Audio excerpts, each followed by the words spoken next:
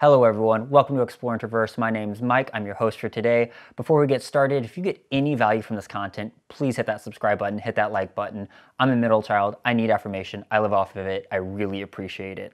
So, before we get started on building the quad anchor, I do want to go over that as I've been trained and how I build or how I set up myself on the quad anchor might be different from other people. I am not an AMGA guide, I'm just an outdoor enthusiast. I love climbing and my goal here is to make climbing simple for you so you can get information. However, I always recommend taking classes, doing guide services, learning from professionals in the field.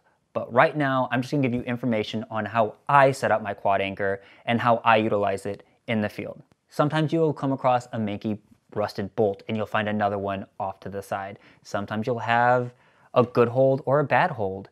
If you're on a bad hold and I need to get in quick, I throw a quick draw up, I put up my rope into it, and I say take. That way I can build my anchor. However, let's just act, for simplicity's sake, that we have two pieces of good bolts on good rock with two good links or wrap rings, and we're also on a big ledge. So let's get started. We're going to take our anchor that we built last week. Now the reason why I'm doing this episode is because I was asked, how do you hook into this quad? I'm going to show you. So we're going to take this quad anchor that we built last week. We're going to hook into these two arms, but we also have limiting knots and a master point. Let's start by clipping into one of the two arms. And we're going to clip that into our bolts. Now every bolt is different, every bolt has different hangers or wrap rings. I'm just showing you how to do it on the most simplistic way. Each one is going to be hooked up differently, and it's your job to get experience and learn how to do it on these different systems. But here's a good way to start. I'm going to take another locker, and I'm going to hook that into the other side, making sure that both lockers are locked. Now we have an anchor system. So, since we're out in the field, we typically have a ledge right in front of us. The best way to protect us is to anchor in to the anchor we've built. I'm going to take my personal anchor system, and I'm going to hook one locker, it's usually my lowest one, into two strands of the master point and lock that. The second locker is going to go into the arm. Some people like to clip into the bolts, hangers. That gets a little bit more confusing when you get different configurations. Let's keep it simple. So now that I'm locked in, I'm safe off this ledge. I'm going to build a top-down belay. The way I build a top-down belay is I take my reverso, I clip into the two strands I have not clipped into yet. So I have two free strands. I clip into those two free strands, face it down, and then I take my reverso and put it in guide mode, which is basically sticking it through this big hole.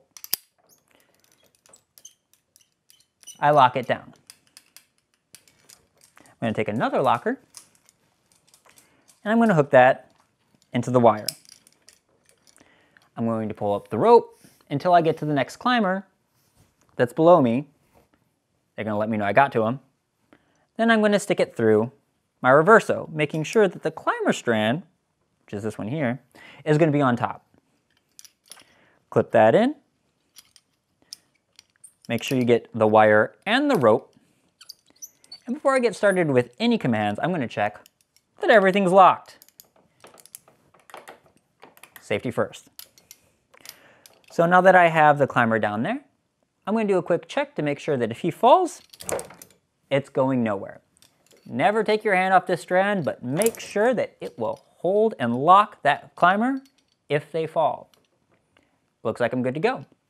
Okay, so now that we've gone over top-down belay, I'm going to go over top roping. I'm going to take this one off just to give you guys a better look. I'm going to take one locker, I'm going to clip it into two strands. I'm going to take another locker, and I'm going to clip it into the two strands that are now open. Turn it around, making sure that both carabiners are opposite and opposed and are on two different strands. I'm going to take the rope, I'm going to feed it through, lock both down, and again, now that we're in, we're going to make sure we're locked all over the place.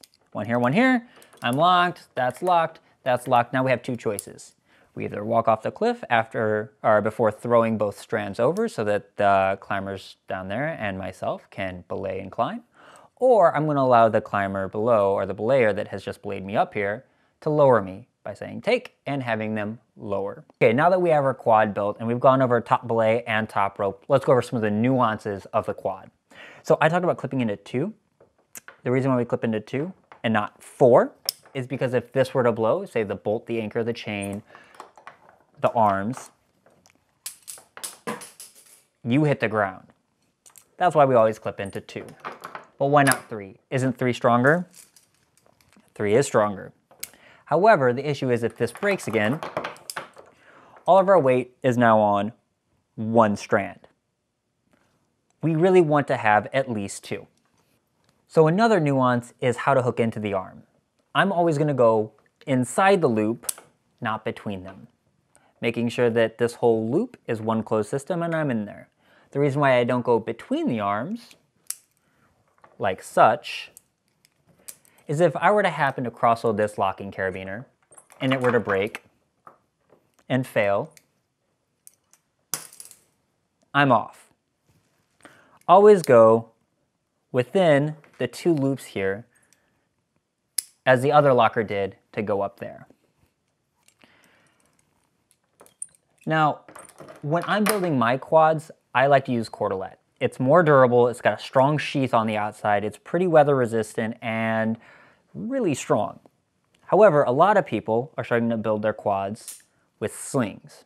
Now, I've already covered a lot of time here talking about this, so if you want to learn how to build a quad using a sling, leave a comment, let me know that that's what you want, and I'll get to it next week, okay? I just want to say thank you all for joining me today.